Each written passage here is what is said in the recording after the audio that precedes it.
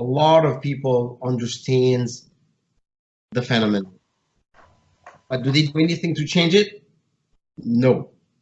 This is a system that serves and benefits all social classes, poor and riches alike.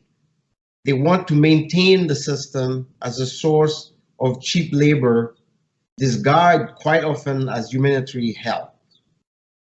Very little has been done over the year to stop it, to eradicate it, or change the way it is approached.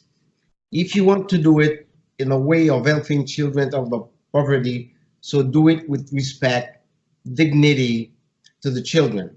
Treat them like human and put them on the same footing as your own child.